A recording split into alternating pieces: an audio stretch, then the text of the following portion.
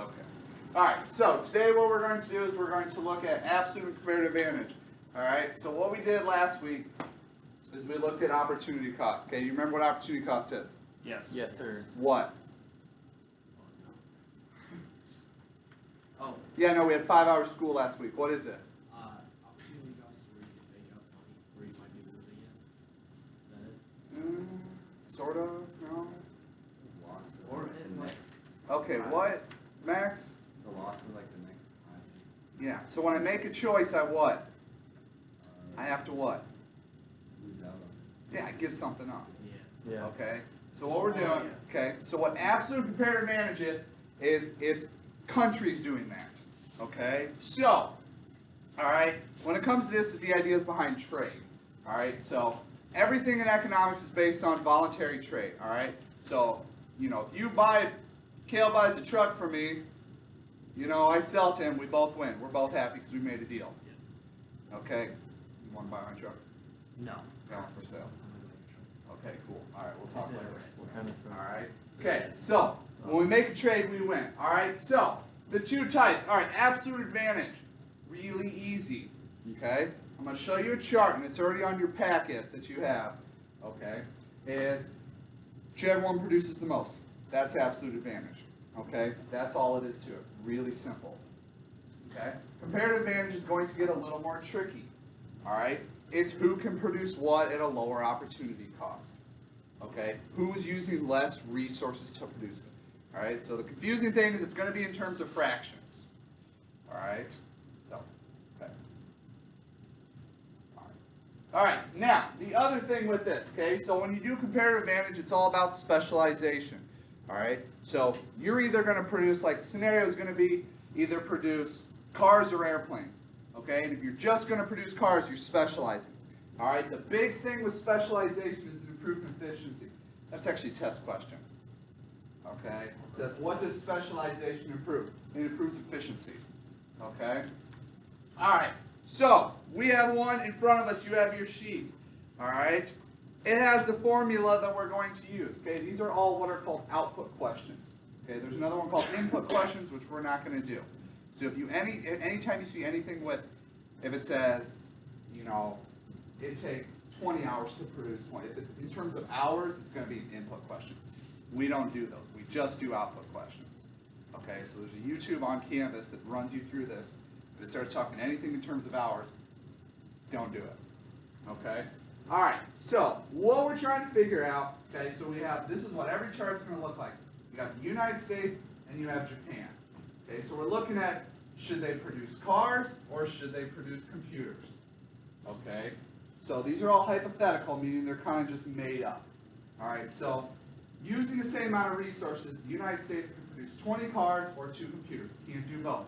Japan can produce 12 cars or 2 computers. Can't do both. Okay, so let's do the easy part. Okay, so absolute advantage. Which country can produce more of a good using the same amount of resources? Okay, so who has absolute advantage in cars? Who can produce more? U.S. Yeah, see, because it circles it. All right, United States, very good. All right, who has the absolute advantage in computers? Neither. Neither or both, yeah. So most of the time you would say neither, because it's the same, it's both too. Okay, that's all absolute advantage is. All right, so what it says on your sheet, which country has absolute advantage? For cars, you would just simply write down the U.S. For computers, you could write neither, both countries, doesn't matter. Okay? All right, here comes the hard part. Okay? So, to calculate comparative advantage, okay, we have to do our cost over our gain. That's how we get our opportunity cost. Okay? Now, on the test, this same thing will be on the test. I will give you the formula on the test. Okay, because I want you to understand the concept. All right, I don't need you to memorize it. I want you to understand the concept. Okay, so this will be on the test. All right, just like it's on your sheet. Okay, so you have a nicely written out box right here. All right, so if we are going to, we're going to see what the opportunity cost is in the United States. What are we giving up to produce 20 cars? Okay, so our cost to produce 20 cars is what? 2 computers. 2 computers. So we do 2. Our gain is we're getting 20 There's cars. 20 cars. Okay, so we have to simplify that to what? Yeah, 1/10. Okay, so in your box right here, it says 1 car equals, so I write 1 car equals 1/10 of a computer. Okay, so produce 1 car, I'm giving up 1/10 of a computer. That's what I mean. Comparative advantage is going to be weird because it's fractions. And you're not going to be like, oh, 1/10 of a computer, that doesn't make any sense. Okay, but it's in terms of resources. All right. Now, the great thing if we're doing the other one is all we have to do is flip it. Okay, it's a reciprocal, meaning it's the opposite. All right. So if I'm going to produce 2 computers, my cost is what? 20 cars. 20 cars. Okay, and my gain is 2. All right. 20 over 2 simplifies to what? 10. 10. Yeah. So 1 computer equals 10 cars. Okay, so to produce 1 computer, I have to give up producing 10 cars. All right? All right, let's do that again. Okay, if I'm Japan, all right, what am I giving up to produce 12 cars? Or excuse me, yeah.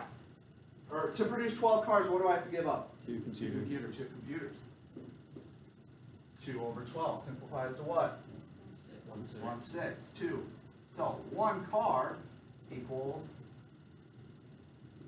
6 of a computer. Okay? Now, the other one, remember, they're just reciprocals. Okay? So if I'm going to produce 2 computers, how many cars do I have to give up? 12. 12. 12 over 2 simplifies to 6. It is. Okay? 1 computer equals 6 cars. Okay? That's supposed to,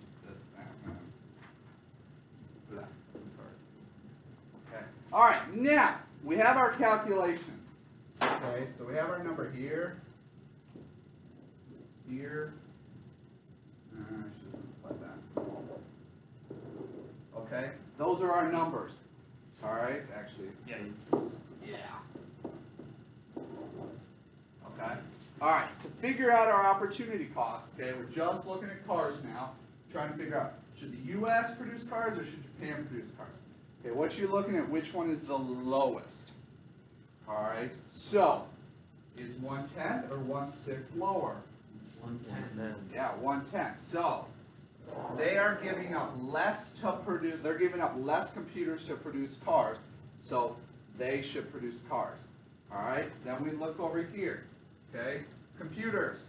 All right, you have 10 or 6. Which one's smaller? 6. So who should produce computers? Yeah. Okay, so when it says on your sheet which country has a comparative advantage in cars, all right, we would say who? The U.S. The U.S.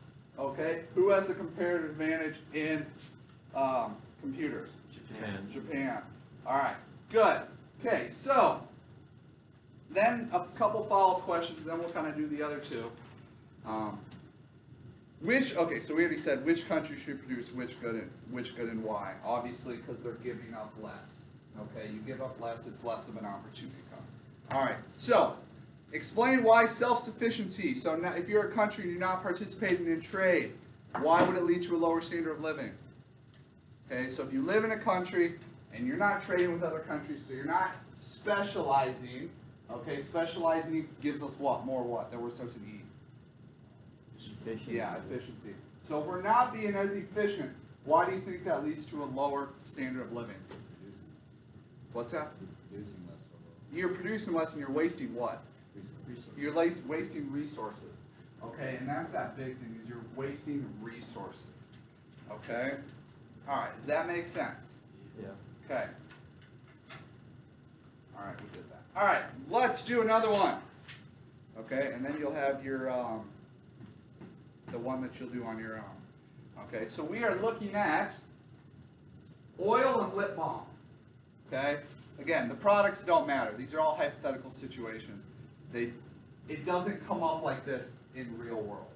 Okay, so Russia and Scotland, they can either produce oil or lip balm. Cool. All right, easy one. Okay, so let's do absolute advantage first. Okay, who has absolute advantage in oil? Russia or Scotland? Remember, absolute advantage, just bigger number. Scotland. Okay, so Scotland is going to have the absolute advantage. All Who has absolute advantage in lip balm? Scotland. Okay, Scotland. Cool. And that doesn't matter. Sometimes it's going to run into one country has absolute advantage in everything. Okay? Like, if you were looking at, like, global trade right now, China has absolute advantage in pretty much everything. Okay? They also have a comparative advantage in pretty much everything. Okay? All right. Let's do the math now. Okay? So, that's absolute advantage. That's easy. Okay, so oil. All right, if I'm going to produce 1 unit of oil, what am I giving up? Okay, so here's my equation again. Cost over gain, it's still on the top of this sheet too. Okay, so to produce 10 oil, what am I giving up? What's my cost? Lip balm. 5. Yes, 5 lip balm. So cost, my gain is 10. All right, that equals out to, well, half, yeah. So we can just scribble that out. Okay, reciprocal. If I want to produce 5 lip balm, my cost is what? 10 oil. Yeah, you got it. 10 over 5. Okay? And that just simplifies to what? 2. 2. Okay? Alright, now we look at Scotland. Okay? Scotland can produce 20 oil or 40 lip balm. Okay? So if I'm going to produce 20 oil, I'm giving up 40 lip balm.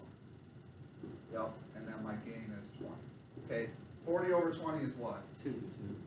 Yeah. Okay? It's opposite. You already know what it's going to be. But if I'm going to produce 40 lip balm, my cost is what? 20 oil. Okay? 20 over 40. What does that equate to? 1. Yeah. Okay? So what you notice is, I mean, they're pretty much, I mean, you got a half here, you got a half down here, 2 here, and 2 here. Okay? Alright, now, the next part. Okay, so let's calculate our comparative advantage. And what we're going to do is, like I said, we're just going to circle. Okay? Now, if I'm looking at oil, so I'm just looking at this part right here. Okay? I'm looking for the number that's what? Smaller. Okay, so is 1/2 or 2 smaller? 1/2. Okay, so who's going to produce oil? Russia is. Okay? Now, these are the exact same numbers, 2 and 1/2. So who's going to produce lip balm? Scotland. Huh? Scotland. Okay. All right, because they are giving up less. Okay. What I want you to do real quick is do that last one. Okay, the one about maple syrup and cars. All right. So do that one real quick.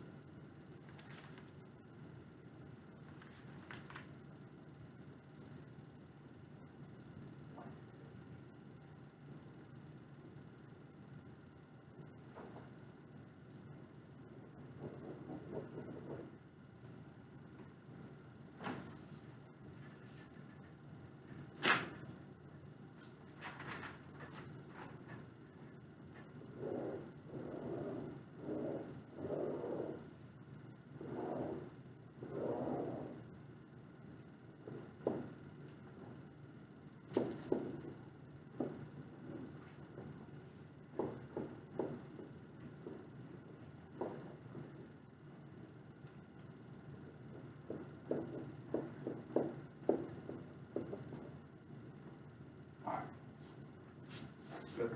Yeah? Yeah. Alright, so, real quick, alright, so let's go over this, and then we'll be good.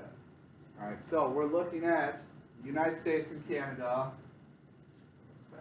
and we're looking at who should produce maple syrup for cars. Okay?